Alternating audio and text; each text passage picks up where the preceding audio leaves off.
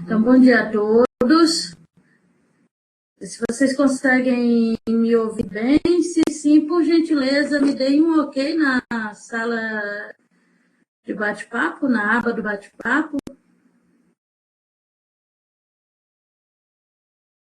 Ok. Os demais, ok? Ótimo, perfeito.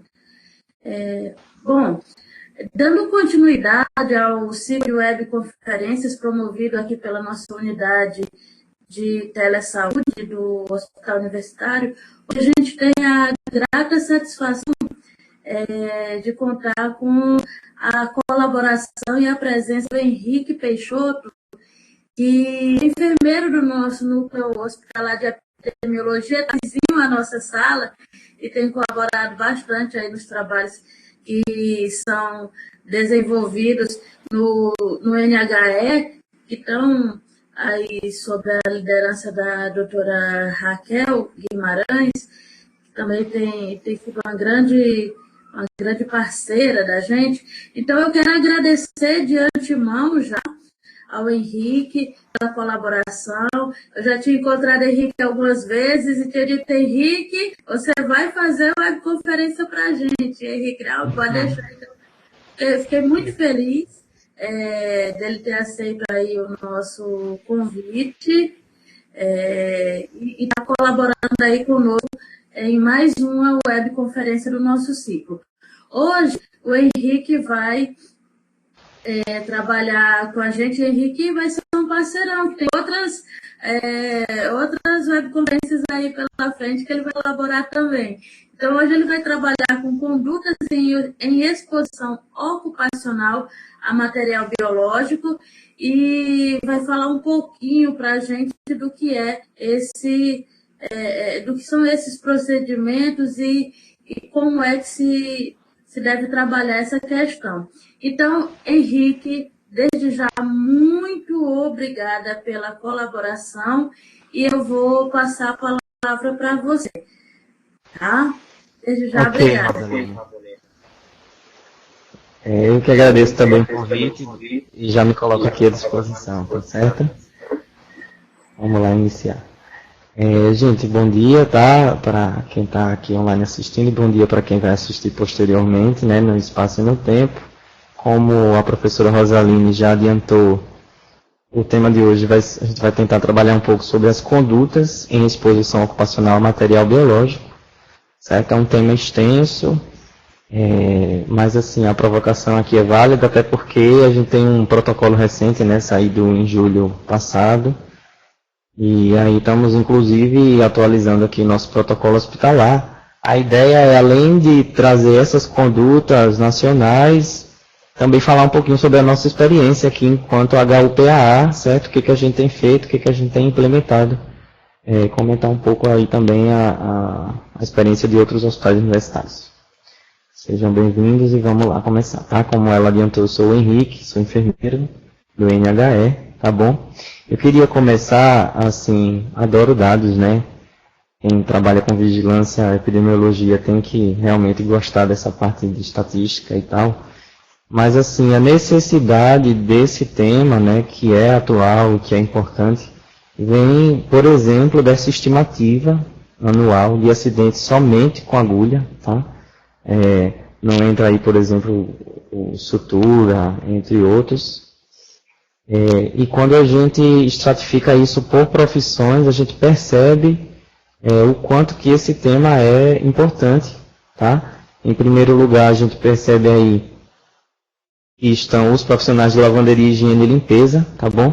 Isso tem um pouco de explicação na questão da terceirização, certo? Nem sempre nós temos empresas comprometidas, né, e fiscalizadas, e aí contratam essas pessoas sem nenhum tipo de treinamento, tá? Em seguida vem os profissionais de enfermagem, certo? De laboratório, e por último, médicos dentistas e internos. Isso é um dado de 90 do CDC, mas isso não tem mudado muito ao longo dos anos, não, tá bom? Daqui a pouco a gente vai falar, inclusive, sobre o que a gente encontra aqui no nosso hospital.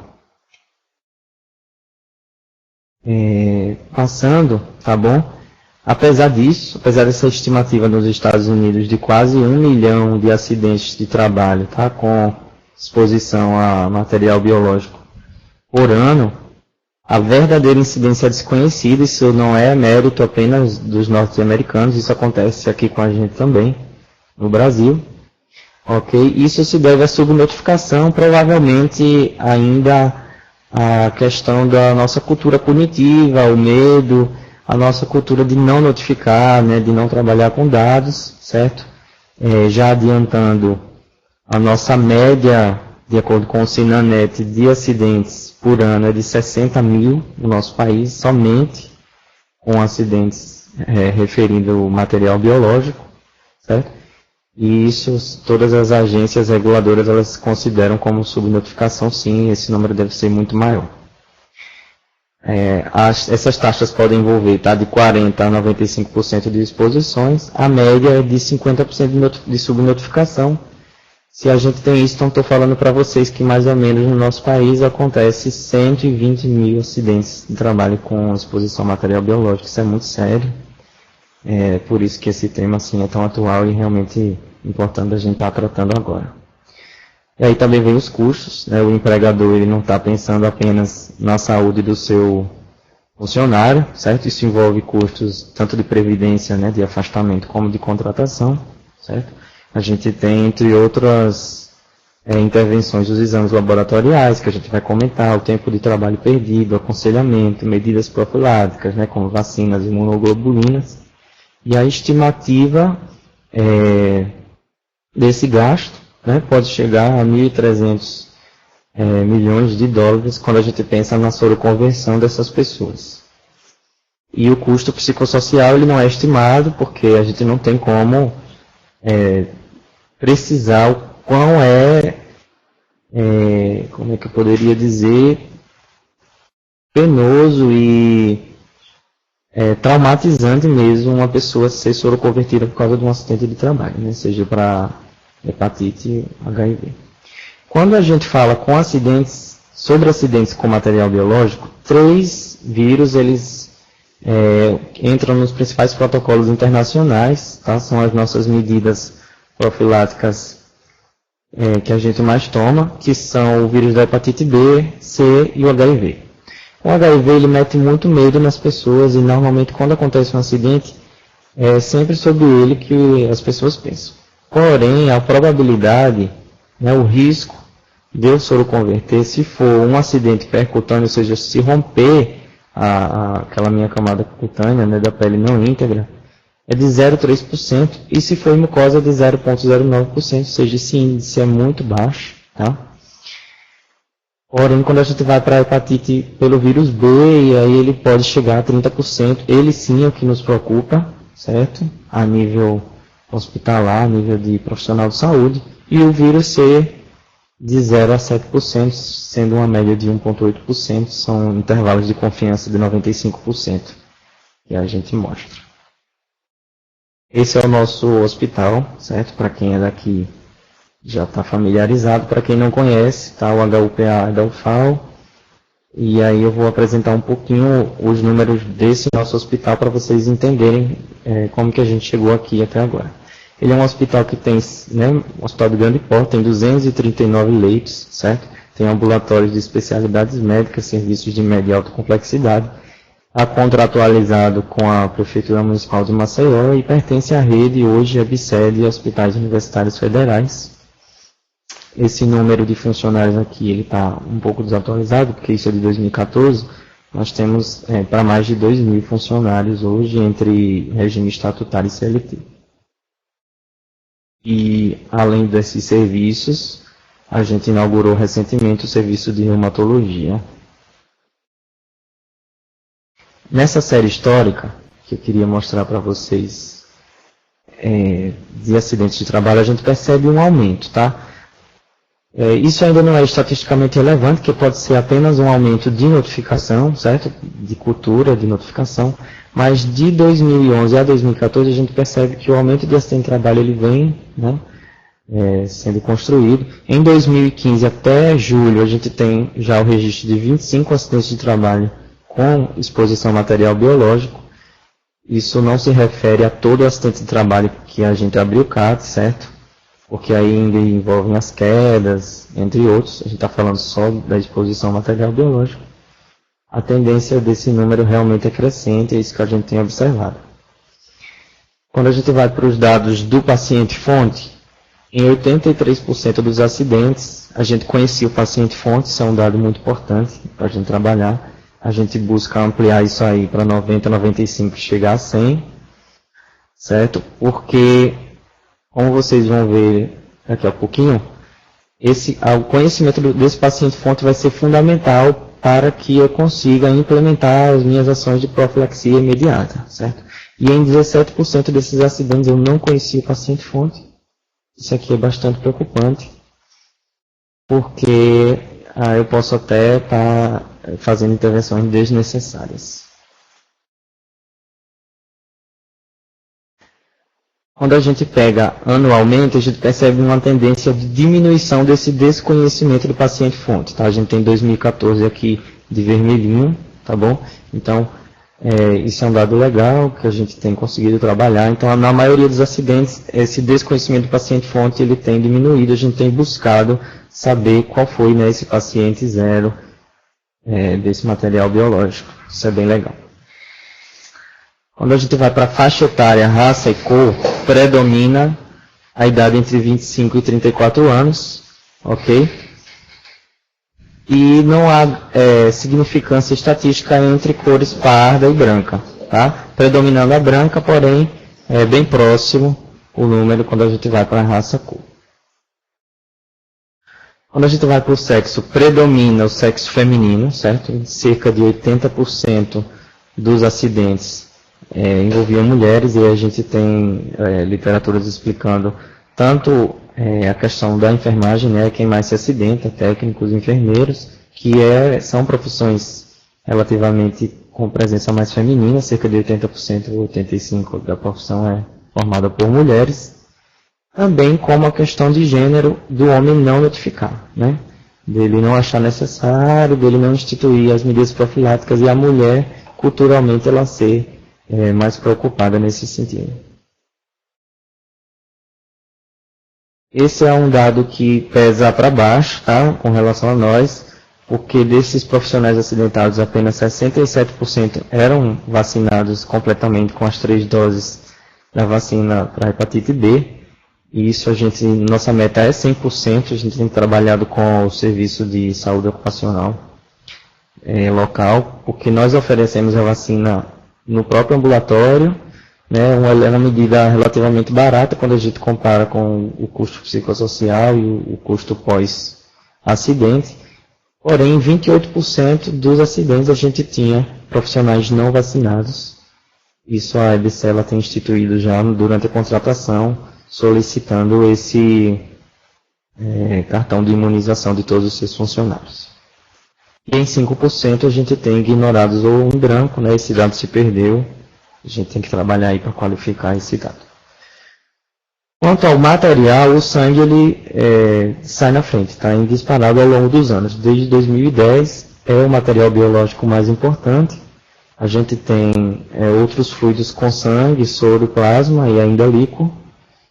Porém, ele é o que realmente tem relevância, e aí isso tem importância para a gente, já que os 3 vírus são transmitidos, né, por essa via sanguínea.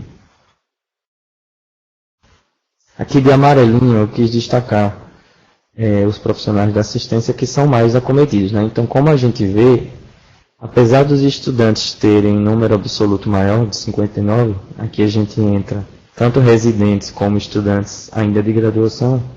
Quando a gente soma os técnicos, auxiliares e enfermeiros, a gente ultrapassa esse número de estudantes. Médico, clínico, quando a gente separa também, tá? Por outras especialidades, são as profissões mais acometidas. Isso é consoante com o que a gente encontra a nível nacional mesmo, porque são as profissões que estão na assistência direta e lidam com esse tipo de material biológico. Por ser um hospital escola, né, um hospital universitário, tem essa questão estudantil também, que tem relativa importância. A gente tem trabalhado nos programas de residência, e antes que esse estudante entre no hospital, que ele tenha noções de biossegurança para estar evitando aí esse tipo de acidente. Aqui só o mesmo dado, está de uma outra forma, mostrando para vocês os 59, tá? Estudantes em primeiro lugar. Depois os profissionais de enfermagem e profissional médico, dividindo aí entre clínico e cirurgião geral. Se tiver um pouco rápido, tá? Podem dar ok aí, mas no final o Felipe vai permitir que a gente abra o chat para vocês tirarem alguma dúvida. Eu posso até voltar se alguma coisa não ficar muito clara. Ó, essa tabela aqui ela é muito interessante, porque a gente sabe que o RENCAP, isso aqui que está de vermelho, ele é terminantemente proibido, né?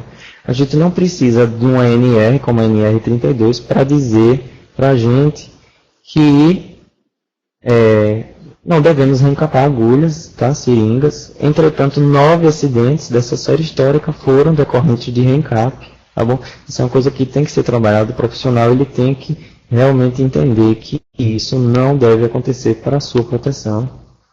É o que teve relativamente significância aqui. Chama a atenção da gente. Quando a gente vai para a escolaridade, percebam que a maioria tem educação superior completa. Então a gente para e se pergunta, né?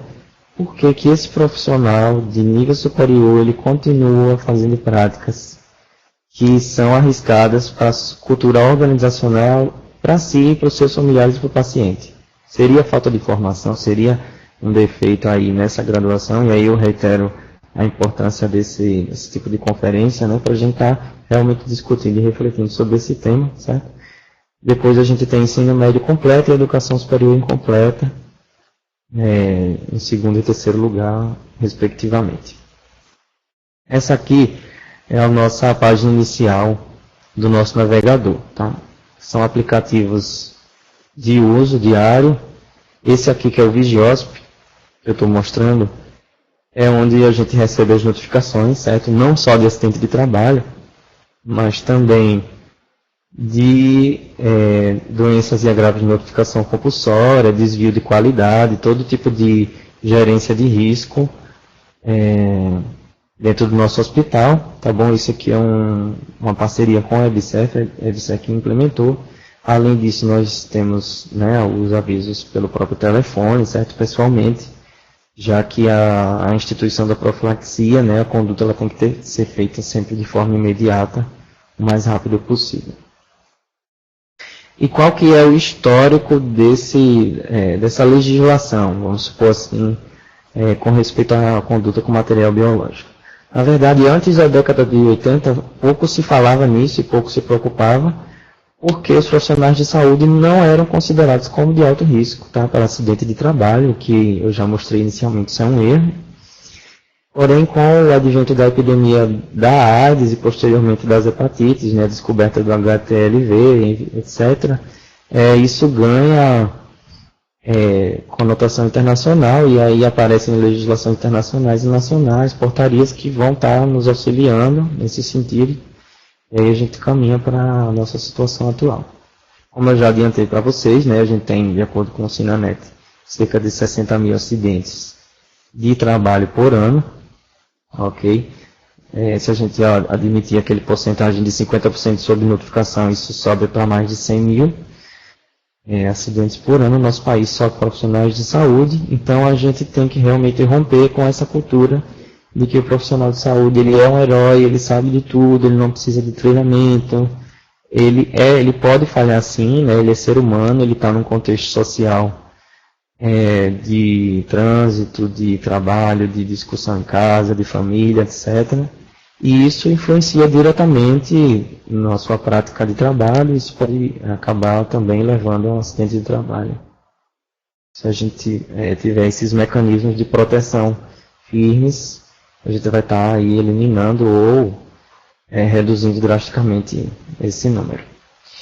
Esse é o nosso fluxograma, tá? Local de condução do acidente de trabalho. Então, quando o acidente acontece, seja em que local for, a primeira medida a ser instituída é tranquilizar o acidentado, certo? Já que nós temos um protocolo local, um protocolo nacional, que direciona todos os cuidados, certo? Fazer esse acolhimento mesmo, porque muita gente fica logo desesperado. como aquela questão que a gente comentou no início, sobre a possibilidade de soroconversão a HIV, e fazer cuidados locais imediatos, que seriam o quê? A própria lavagem, certo, do local do acidente, seja lesão com pele íntegra ou seja percutânea, certo? Seja mucosa. Se for cutânea ou percutânea, é preconizado que a gente utilize a água em abundância, certo? No próprio local do acidente, junto com sabão, tá? Ele pode ser neutro, sim, e pode ser uma solução antisséptica degermante, não há problema. A Anvisa já admite isso.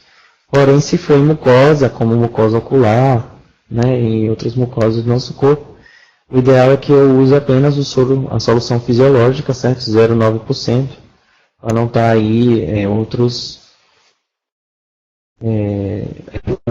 antissépticos entrando em contato com essa área que é tão mais sensível. Aí o acidentado, ele, feito isso, ele comunica ao responsável do setor, certo? Seja a sua chefia, seja quem esteja responsável no momento. Em todos os setores do hospital nós temos uma pastinha classificadora preta, com o protocolo na íntegra e com alguns documentos que eu vou mostrar aqui ao longo para vocês entenderem, com respeito à solicitação de exames, o que precisa ser preenchido para notificação no SINAM, a CAT, etc. Ele procura a CCIH ou SCIH, numa nomenclatura mais moderna, que vai fazer esse atendimento, certo? Que vai, junto com a coleta de dados, indicar ou não a quimioprofilaxia, ou a imunização, ou apenas os exames em acompanhamento em até 3 ou 6 meses. E aí esse protocolo segue para o NHE, certo? Que é o Núcleo Hospitalar de Epidemiologia. Isso entra na nossa base de dados local do SINAM e posteriormente estadual e nacional. E depois esse protocolo segue para os CIAs ou SOST, de acordo com o vínculo desse funcionário, sendo o estatutário ou CLT, certo? Que são as áreas conhecidas como SESMIT, né? Mais amplamente conhecidas. Dentro do nosso hospital eles têm essa sigla, que aí se encarregam de fazer esse acompanhamento com o acidentado e também, caso necessário, fazer comunicação de acidente de trabalho. Esse aqui é uma capa, tá? Não é o protocolo na íntegra, ele tem 6 páginas, se eu não me engano. É o protocolo de acidente de trabalho por contato com material biológico. A gente sempre numera isso por número de acidente e ano. O acidentado, ele assina, tá? Consentindo a coleta dos seus exames e ele responde um questionário que vai auxiliar na nossa notificação do SINAM e descreve também como ocorreu as consequências do acidente, para a gente estar podendo aí ver que medidas que deverão ser tomadas. Aqui é uma parte da requisição de exames laboratoriais, então não há necessidade de esperar por um médico infectologista, tá? Qualquer médico que esteja presente no setor, no hospital ou enfermeiro, já pode estar solicitando isso e o paciente já vai encaminhando para o laboratório para estar dando início a esses exames, certo? O paciente, né? A gente está atualizando esse protocolo porque, junto com o Júlio, o Ministério da Saúde pede que a gente use a nomenclatura pessoa exposta e pessoa fonte. Não mais paciente, porque a gente pode ter, inclusive, outras pessoas se acidentando que não o próprio trabalhador dentro do hospital. Esse aqui é o nosso parecer 2, tá? De 2015, que ele fala, aqui já é a nossa conclusão, tá? Ele fala que é legal utilizar tal procedimento no ato admissional. Que procedimento? Então, na verdade, acontecia o acidente, se eu sabia quem era o paciente fonte, eu ia até ele, né, eu geralmente eu chefio a CCIH, solicitar ele a autorização para a coleta dos seus exames iniciais. E isso às vezes o paciente podia estar na UTI, aí eu precisaria de tempo até solicitar o familiar responsável, o paciente podia ir a óbito, etc. Então na própria admissão a gente propôs para a direção que na própria admissão o próprio paciente já dissesse se autoriza ou não a coleta do seu sangue somente em caso de acidente de trabalho, somente para esse fim. A conclusão do nosso parecer é que esse procedimento é legal, tá dentro das nossas normas atuais. A competência dessa coleta, desse oferecimento do termo, na realidade, a gente tem um anexo. Compete a qualquer profissional devidamente treinado para isso, certo? E a gente recomenda, por fim, a publicação de um protocolo institucional, né, atualizado, contendo aí esse anexo, que seria esse aqui, o termo de autorização. Outros hospitais universitários eles já têm trabalhado dessa forma, a fim de agilizar os procedimentos de coleta desse paciente-fonte. Aqui só rapidamente, né, autoriza o HUPAA, coletar exames laboratoriais em caso de acidente do funcionário, com sangue, secreção ou outro material. Esclareço ter ciência de que os exames são para pesquisar apenas esses tipos de vírus que a gente está comentando, que todas as informações são sigilosas e são apresentadas somente para os setores disponíveis, certo? Ele data, assina, concordando ou não, certo? Ele pode, claro, discordar, isso é um direito dele. Se menor de idade, o responsável assina, Se ele não concorda, ele assina aqui embaixo. Isso já fica anexo ao prontuário. E aí, em caso de acidente, o próprio acidentado, a chefia, o responsável já segue lá para saber se vai poder estar coletando ou não. Tem algumas legislações que ajudam a gente nesse sentido. Então, a NR32, ela inova principalmente em 2 pontos. Além dela compilar as outras normas que já tinham sido publicadas, puxando os pontos relativos ao setor saúde, em 2006 ela obriga os laboratórios, as empresas e os hospitais a adquirirem e produzirem dispositivos de segurança nos seus equipamentos, e que isso vem contribuir para a diminuição dos acidentes de trabalho, e também obriga o empregador a manter um programa de educação permanente, certo? Com esse funcionário. Isso é um desafio, claro, na nossa cultura de trabalhar com profissional de saúde, né, com mais de 2 vínculos, etc. Mas o Ministério do Trabalho e do Emprego agora ele tem uma forma, né, a partir de 2006, de estar cobrando isso. Essa aqui é a portaria que pode servir para vocês, para vocês estarem dando uma olhada, é a 34, de 22 de julho de 2015, então está aí novinha, ainda é versão preliminar, e institui a PEP, que é a profilaxia pós-exposição ao HIV, a mais nova, e que a gente vai comentar, aí vai tentar comentar os principais pontos dela daqui a pouquinho.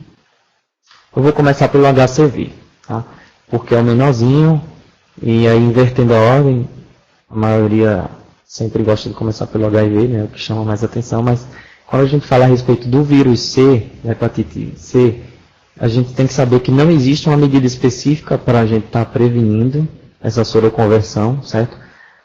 O que a gente precisa fazer mesmo é a prevenção da ocorrência do acidente, porque o uso do interferon, ele só é comprovadamente funcional e eficaz depois da infecção instalada. Então, assim, além do alto custo, não há porquê, né, se o paciente fonte tinha hepatite C, eu usar interferon no meu profissional, porque não há comprovação científica de que isso vai evitar a soroconversão, certo? Então, no caso da hepatite C, o que a gente tem mesmo que fazer é a prevenção da ocorrência do acidente. Aqui no nosso hospital a gente tem visto um perfil de ocorrência de acidente muito diverso, desde pessoas da casa que são daqui a 10 anos, a 15 anos, a 25 anos, trabalham na mesma área, ou recém-formados estudantes. Então, não seria se acontecer, mas sim quando acontecer, né? Todos nós estamos vulneráveis.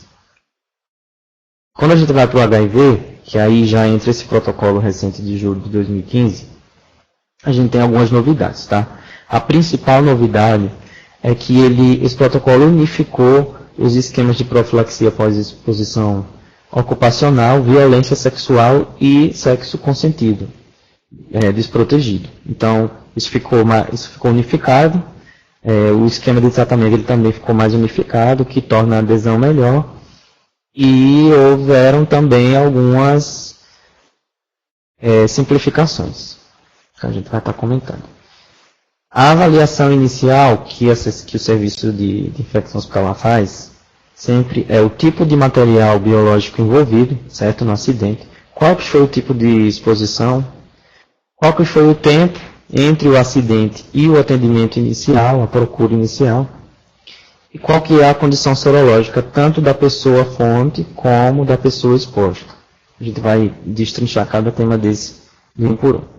Quando a gente vai para o material biológico, oferece risco, o protocolo conclui que oferece risco à transmissão do HIV o sangue, né, que é, claro, o principal meio, o sêmen, os fluidos vaginais e os líquidos de serosas, os líquidos amnióticos, articulares e ainda o líquor. Tá? Dentro do nosso processo de trabalho, é o sangue que tem aí a maior relevância. E não oferecem risco, tá? A transmissão, o suor, as fezes, a urina, os vômitos, as secreções nasais e a saliva, claro, desde que não haja a presença de sangue em nenhum desses. Houve a presença de sangue, com certeza vai haver a possibilidade de eu ter transmissão, sim. Isso também exclui o atendimento odontológico, quando a gente fala de saliva, né? No caso do atendimento odontológico, o material biológico oferece risco, sim, se houver acidente. Esse cirurgião dentista ele vai precisar de medidas de profilaxia imediatas.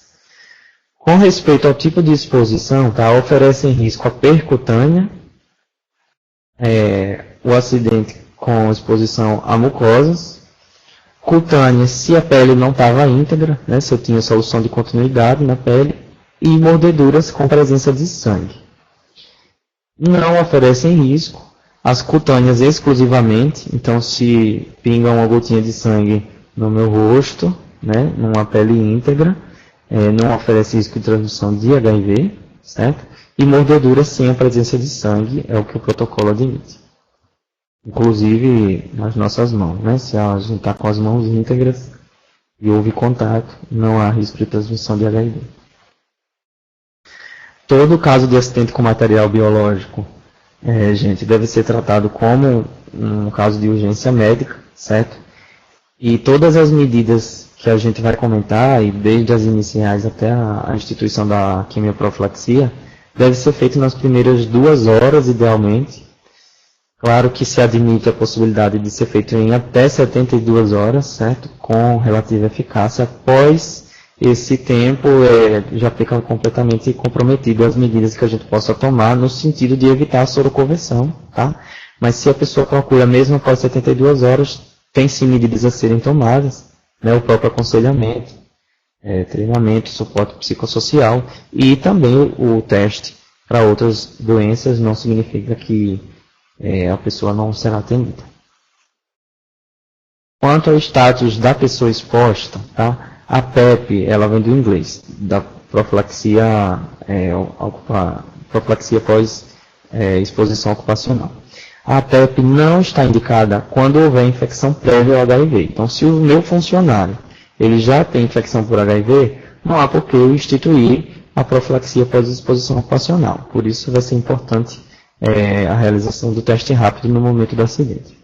Ou ainda, ela também não vai estar indicada quando a infecção por HIV na pessoa fonte for descartada. Então, se o meu paciente fonte, né, ele não tem HIV, eu tenho exames que comprovam isso, considerando aí o período de 30 dias de janela imunológica, então sempre tem que ser avaliado a questão clínica e epidemiológica. Não há por que instituir a PEP, né? Os custos e os benefícios não vão se sobrepor aos riscos. Afinal de contas, não é uma medida tão simples assim. Quanto ao status da pessoa fonte, tá? Se ele for positivo para HIV, então isso foi uma simplificação. Antigamente a gente tinha uma tabela enorme com recomenda, não recomenda, e agora ficou mais simples. Tá? Se a pessoa fonte, se o paciente fonte for positivo para HIV, a PEP está indicada em qualquer situação de exposição a material biológico com risco. Certo? Antigamente a gente tinha que avaliar a carga viral, a gente tinha que avaliar genotipagem, resistência microbiana, etc. Quando a gente vai para a análise laboratorial, a gente tem a portaria 77 de 2012, que institui a realização dos testes rápidos já para fins diagnósticos, evitando o uso do Western blot e do próprio ELISA, certo? Dispensando no caso de eu ter 2 testes rápidos reagentes para HIV, certo? Então, assim, fiz um teste rápido, ele deu negativo, eu vou considerar esse paciente fonte, essa pessoa fonte como negativa, essa pessoa exposta também como negativa. Fiz um teste rápido, ele deu reagente, eu vou repetir com um teste de outro laboratório, ele dando reagente, tá? Então, 2 testes rápidos reagentes, eu posso considerar já uma infecção prévia, certo? Não foi, obviamente, por causa do acidente de trabalho.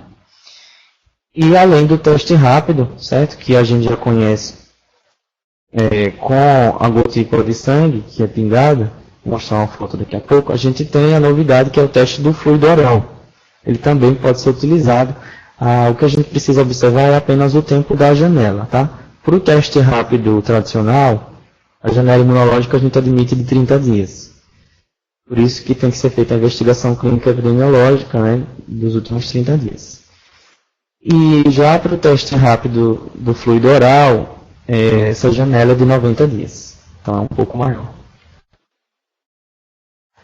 E aí, né, a gente faz 2 testes, tá? No caso do 1 reagente e do 2 reagente. Então, ok, paciente fonte ou pessoa exposta positiva, certo?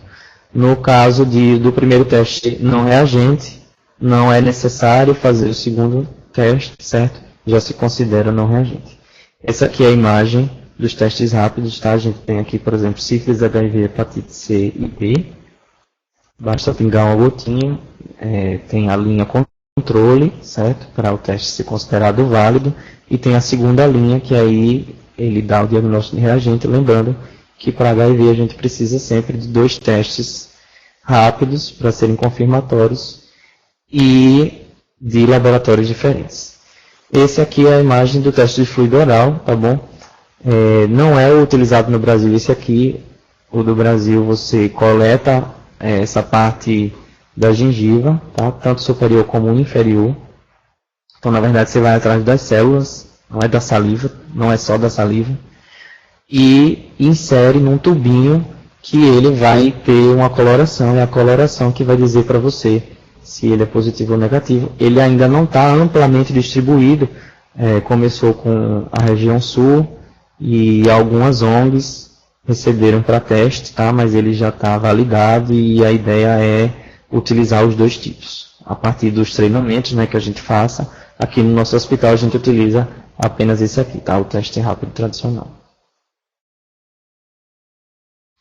Quanto aos exames, tá? A pessoa em uso de PEP, então, avaliei o material, o tipo de exposição, avaliei a sorologia e foi necessário instituir a profilaxia pós-exposição, eu vou precisar acompanhar esse paciente, tá? E aí, no mínimo, eu vou precisar fazer esses exames aqui, hemograma, transaminases, ureia, creatinina, para ver como que vai ficar essas funções ao longo do uso desse medicamento, tá?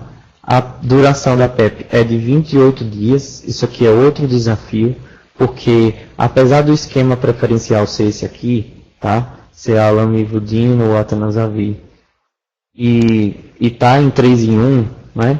Então hoje, você não tem mais aquele coquetel que era necessário tomar medicamentos de manhã, à tarde e à noite. Você vai ter 2 esquemas. Esse é o preferencial, tá bom?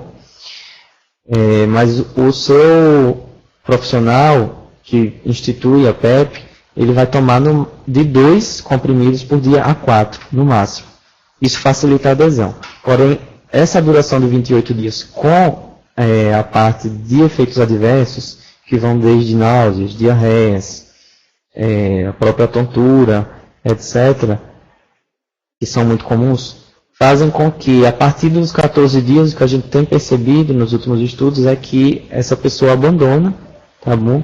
Esse esquema ele não conclui os 28 dias. Apesar disso, aqui no nosso hospital a gente não tem registro de nenhuma soroconversão por acidente com material biológico. Acho que sobre o esquema antirretroviral era isso que eu queria dizer, tá? Isso é mais uma novidade que o último protocolo lhe traz, tá? A unificação desses 3 medicamentos. E aí sempre lembrando do suporte psicossocial, né? Que essa pessoa vai precisar ter, não é fácil iniciar esse medicamento. Esse aqui é o fluxograma proposto, é mais ou menos tudo que a gente já comentou. Esse é o fluxograma proposto pelo Ministério da Saúde, está no protocolo, está recém-publicado, quem quiser ter uma ideia, mas a gente já comentou isso aí ponto por ponto, tá bom? Quando fazer e quando não fazer. E quando a gente vai agora sim para o vírus B, tá? O nosso último vírus, da hepatite B, a gente tem sim uma arma muito eficaz, que é a imunização. Tem que ser pré-exposição. Então, eu tenho que ter uma forma de, na contratação desse profissional, eu exigir essas 3 doses da vacina da hepatite B, hoje amplamente difundida, né? Antigamente, populações chaves podiam tomar, agora a população até 59 anos está disponível, certo? A gente imuniza dentro do nosso próprio hospital, tá? Não é necessária sorologia pré-vacinal, desculpem aqui o erro, para eu instituir ou não a imunoglobulina, tá? Até porque esse exame vai demorar. Então, se ele tem as 3 doses, ele é imunocompetente, ele é um adulto imunocompetente, eu vou considerar ele como imunizado, certo? Se ele tiver mais de 12 anos, eu posso recomendar sim essa sorologia pré-vacinal, para ver como que está esse anti-HBs dele, HBsAg, etc. Sempre lembrando de destacar os efeitos adversos, né, da vacina, que são poucos, né, mas podem acontecer para a pessoa entender a dor local, raras febres e raras reações alérgicas, certo? Mas que pode acontecer, o tratamento deve ser sintomático. Da mesma forma, com a quimioprofilaxia dos medicamentos, está sempre colocando aí os efeitos adversos da instituição. Esse esqueminha, ele resume as situações que podem acontecer com respeito à quimioprofilaxia do vírus da hepatite B. Se a gente for aqui para a direita, a gente vai perceber, no superior, tá? É o paciente fonte ou a pessoa fonte. E aqui na esquerda a gente tem o profissional ou a pessoa exposta.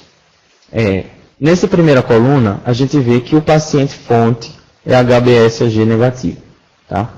Então, eu não vou indicar imunoglobulina se esse paciente fonte for negativo, porque eu estou dizendo, esse exame está me dizendo que ele não tem nem infecção aguda nem crônica, né? Dificilmente ele vai ter aí o vírus B, certo? E dessa forma, se o meu profissional está vindo para cá para a esquerda, ele não é vacinado, eu vou vaciná-lo. Se ele foi vacinado incompletamente, eu vou terminar essas doses, tá? A gente nunca revacina. Se ele já tomou a primeira, ele vai concluir a segunda ou a terceira. Se ele já é vacinado e ele tem uma resposta do anti-HBs maior ou igual a 10, eu não imunizo, tá? Ele permanece imunizado. Se é menor do que 10, eu posso revacinar, sim. E se ele é vacinado com uma resposta não conhecida, tá? Se eu não tenho esse exame, eu posso solicitar esse anti-HBs ou não imunizar. Isso daí vai ficar a critério. Quando o paciente fonte tem o HBsAg desconhecido, mas não há risco, tá? Aqui eu tenho o exame, ele é negativo, tá? Nosso primeiro ponto. Aqui no meio é desconhecido esse status sorológico, mas não há risco, né? De acordo com o questionário, não houve sexo desprotegido, uso de drogas injetáveis e compartilhamento de seringa, certo? Ele não é vindo de penitenciários, entre outras populações de risco, tá? Então aí eu vou também proceder da mesma forma, iniciar o esquema vacinal se o meu profissional não era vacinado, ou completar a vacinação, não preciso imunizar se ele for imunizado. Se ele não tem uma resposta adequada, eu vou revaciná-lo. Ou então eu vou fazer o anti-HBs com a resposta adequada, não vou precisar imunizar ou revacinar. Agora, se o meu paciente, né, aí sim, ele tem um HBsAg positivo, tá? Ele tem uma infecção aguda ou crônica B, ou ele oferece risco para o meu profissional, tá? E o meu profissional não for vacinado ou tiver uma vacinação incompleta, aqui sim eu vou precisar fazer uma dose da imunoglobulina B, certo? A gente não faz aqui no nosso HUPA, ele é encaminhado para o CRIA, que fica no Hospital Escolar Ervil Alto, que é um hospital estadual aqui da cidade, certo? Não é descentralizado para cá. E também, tá, vou iniciar o esquema vacinal ou completar a vacinação, porque há evidência de que a própria vacina também pode conceder essa imunidade. É o único caso, certo? Ou então se ele tem uma baixa resposta, tá, menor do que 10, eu vou também fazer uma dose. Isso aqui raramente também acontece aqui com a gente. Se ele é vacinado adequadamente, não vou precisar imunizar, tá bom? E se eu não tenho uma resposta conhecida, eu vou fazer o anti-HBs. Na prática, a gente pede o anti-HBs para todos os profissionais expostos. Na prática, isso já é instituído no nosso protocolo, mas isso aí vai ficar a critério, né? Aqui a gente destacou, né? Na impossibilidade de fazer o teste anti-HBs rapidamente, nem sempre esse exame vai retornar para a gente com rapidez, tá? Tratar o profissional acidentado com uma dose da imunoglobulina, certo? Mais uma dose da vacina contra a hepatite B, isso é comprovado cientificamente eficaz. Lembrando do prazo de até 72 horas, certo? Caso o paciente fonte ele for positivo ou desconhecido com risco, certo? Aqui entraram outros grupos, ó, como pacientes que fazem hemodiálise, tem cirrose, HIV positivo, usuários de drogas a gente tinha comentado, e politransfundidos. A dose é de 0,06 ml por quilo.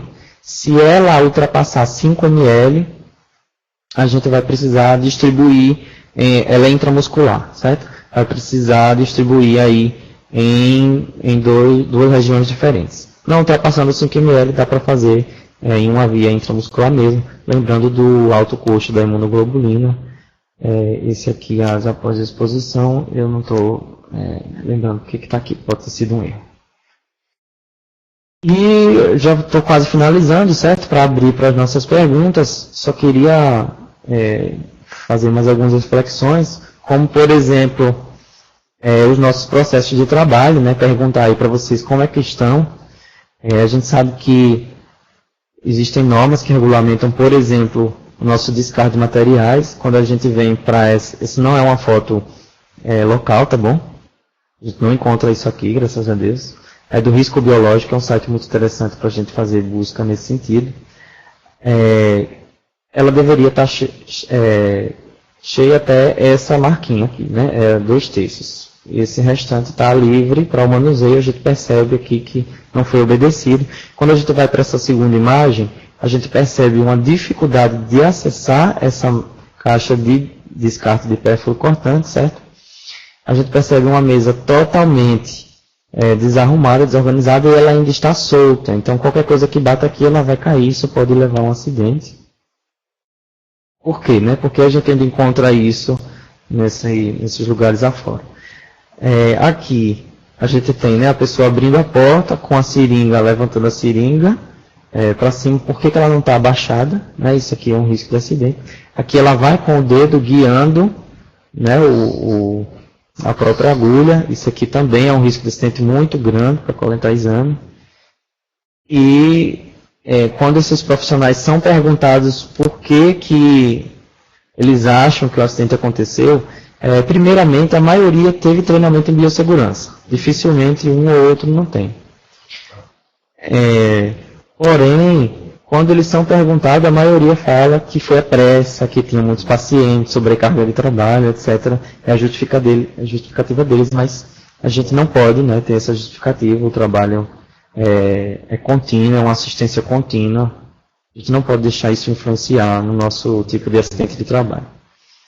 Esse aqui é um estudo feito por Silva sobre descarte e coletores. Tá? Ele avaliou 48 dessas caixas de disposição de pérfuro cortantes. Fechamento adequado, só 62% tinham. Quando a gente vai para agulhas reencapadas, eles encontraram, tá? 37% de agulhas reencapadas dentro da caixa. Por quê, né? Por que se faz isso ainda? 21% das agulhas estavam conectadas à seringa, então não havia necessidade, né? Que eu só preciso descartar lá a minha agulha, a seringa pode ir para o lixo infectante comum. 45% das agulhas não estavam conectadas à seringa, ou seja, houve a desconexão, talvez sem o devido procedimento. 35% não eram perfurocortantes, ou seja, isso aqui vai ser incinerado, né? O hospital ele vai pagar por quilo, porém, cerca de 35% dos objetos que estavam dentro não precisavam estar dentro desse descarpado. O que é uma pena também, porque isso, quando a gente se fala do nosso hospital, é dinheiro público que a gente está jogando fora. Quais que são os desafios sobre o tema, tá? Eu colocaria como a implantação de protocolo local e revisão desse protocolo, né, continuamente, certo? Então aí, se alguém é de algum hospital que ainda não tem, pode propor isso para a sua direção, adequando-se à sua realidade. O treinamento permanente desses profissionais, a criação de um ambiente de cultura organizacional de prevenção de acidentes, né? Prevenir esse acidente é muito melhor do que tratar, no sentido, desde o custo até a própria questão psicossocial desse acidentado, certo? Também é um desafio a convocação dos faltosos. Então, às vezes, esse profissional não sente nada, ele acha que não vai acontecer nada, ele subestima o paciente fonte por ser um idoso, por ser uma senhora, etc. Acha que não tem nenhuma doença, ele não responde a nossa convocação para estar fazendo esses exames, certo? E aí isso fica uma lacuna, né? Ele pode sim soroconverter. A manutenção dos esquemas, como eu havia comentado, manter aqueles 28 dias de quimioprofilaxia antirretroviral é um pouquinho difícil para algumas pessoas. E sempre, para quem trabalha com vigilância, né, a notificação. Nem todos os profissionais entendem que é informação para ação.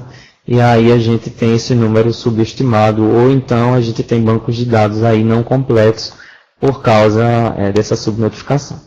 A rede laboratorial também pode ser um desafio, tá? Dependendo do local, porque a gente precisa desses resultados da forma mais ágil possível. Eu queria terminar, tá, com essa frase que diz que um novo dia só existirá se existir segurança. Então, a gente não tem que se arriscar, né? A gente tem que fazer o procedimento com segurança mesmo, para que a gente tenha o próximo e os seguintes dias. Fica aí o meu contato. É o henrique.peixoto@edse.gov.br. Esse é o número do NHE, o ramal é 3803. O Felipe colocou à disposição essas telas para vocês usarem ao final, certo? Se quiserem. E aqui segue as referências, é isso. Vou deixar aberto o debate. Acho que ainda tem tempo.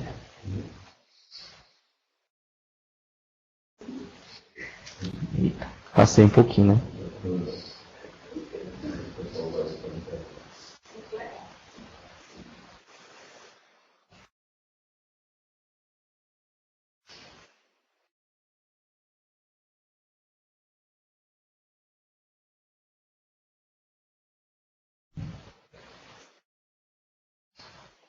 É possível que ninguém tenha pergunta, gente. É impossível esgotar o tema, né, em 40 a 60 minutos. Mas, assim, dá para dar pelo menos uma pincelada e despertar em vocês a curiosidade de ir mais a fundo o tema.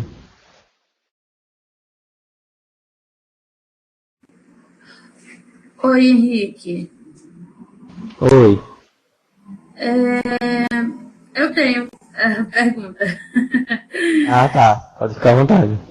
Olha, eu acho realmente essa temática extremamente instigante e que requer uma atenção muito, mas muito grande, muito séria, por parte de toda a administração, seja do hospital, do laboratório, efetivamente com esse tipo de risco, né? Porque é um risco bem sério. E você colocou muito bem, porque a gente tem todo um trabalho.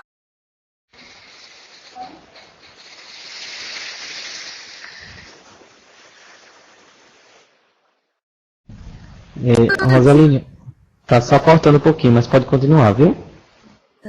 Durante todo o trabalho desse sujeito, que você tem que fazer esse acompanhamento. Isso tem que ser uma política mesmo preventiva, né? Isso. Então, você tem que estar atento em todos os instantes.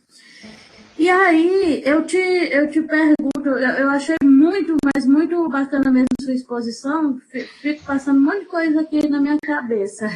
E eu te pergunto, como é que está esse cenário aqui em Alagoas no que diz respeito aos laboratórios? Você tem alguma coisa, alguns dados com relação a isso? Porque todo mundo faz exame, todo mundo é atendido por um profissional que está lá, e esse profissional está exposto a esse tipo de risco. E outra coisa que achei bem interessante é que você fala que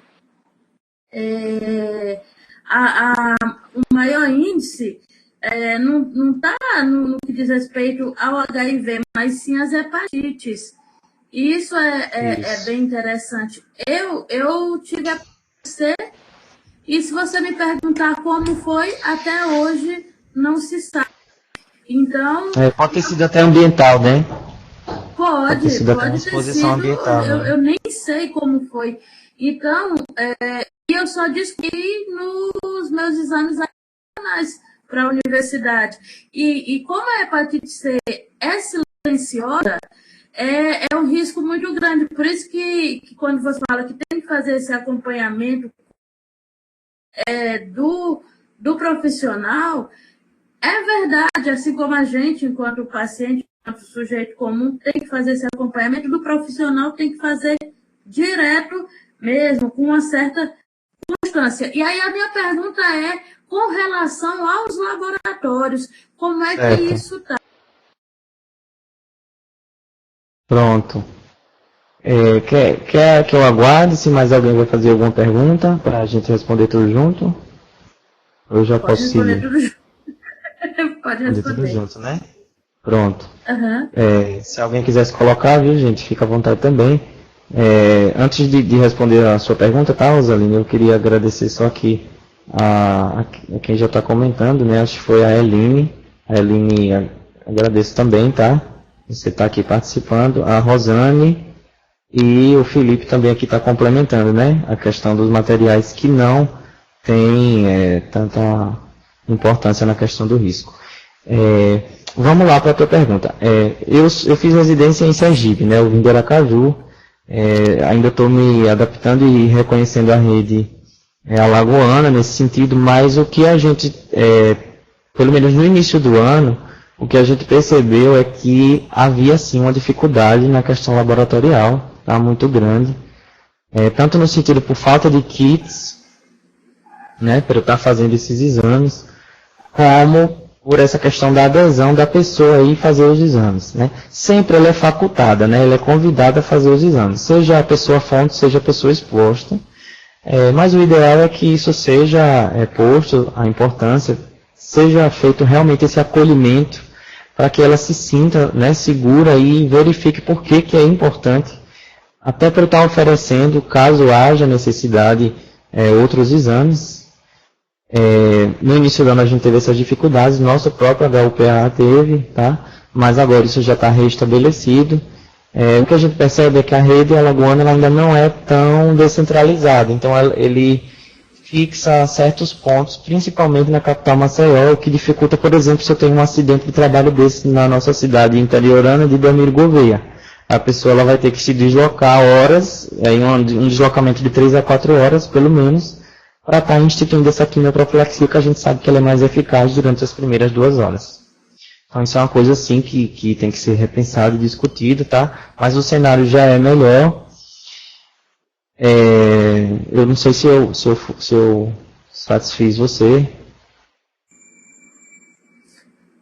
Tranquilo, Henrique.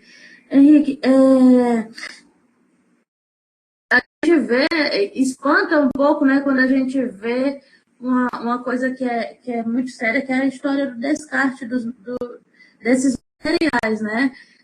Os lixões acabam recebendo muitas vezes esses materiais de forma totalmente inadequada e é um risco muito grande para quem está lá. Né? E isso eu estou falando quando é recolhido para os lixões. E quando são descartados de forma totalmente inadequada, aí a gente vê as matérias jornalísticas com relação a isso, e é um negócio realmente sério e preocupante mesmo.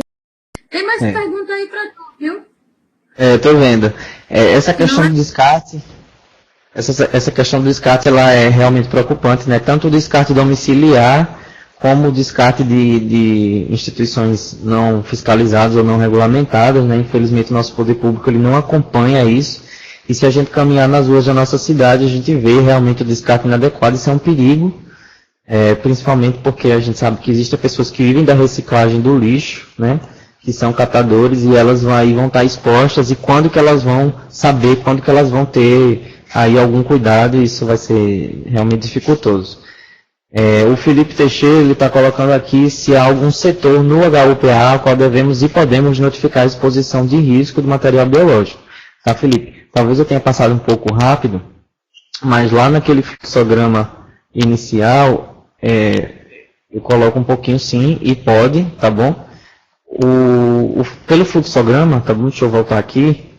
Eles conseguem ver? Conseguem, né? Pronto. Pelo fluxograma, o local de notificação, tá? O local imediato é a CCIH, lembrando que ela funciona, né, de segunda a sexta em horário comercial, tá bom? Mas essa notificação chegando para a gente da epidemiologia, do NHS, chegando para os CIAs ou para o SOST, essa informação ela vai ser transmitida, certo? Porém, no nosso protocolo, o primeiro local é sim o Serviço de Controle de Infecção Hospitalar, tá bom? Lá já vão ser começadas a instituir as primeiras medidas, lembrando sempre de tranquilizar, né, a pessoa e fazer esses cuidados imediatos no local do acidente.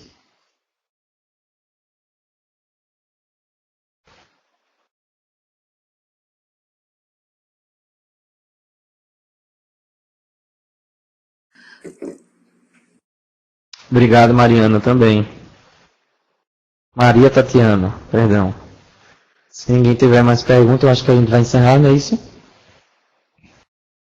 E obrigado, pessoal, por estarem aqui acompanhando. Obrigado, Jairo.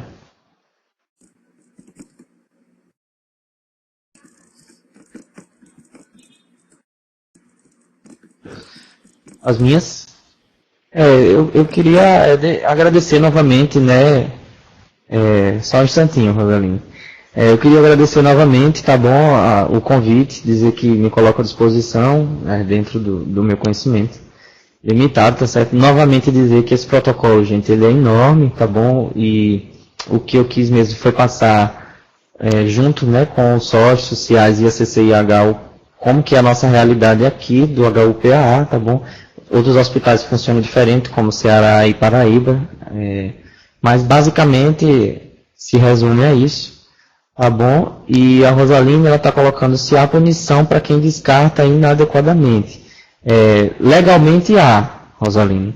O problema é que muitas vezes o poder público ele não consegue encontrar essa pessoa, né, que descarta inadequadamente, que não incinera, que na verdade o perfuro cortante, o lixo infectante, ele precisa, né, desse tratamento adequado. Se o poder público ele identifica qual é a instituição de saúde, se seja pessoa física ou seja jurídica, ele vai sim iniciar procedimento criminal penal. Porém, quando se descarta, né, em terrenos baldios, como é o que a gente vê em lixões que não devem mais existir nas nossas cidades, o poder público ele realmente não tem, né, como identificar isso, e aí cabe a nossa própria denúncia mesmo, né, ajudando aí o poder público nessa busca.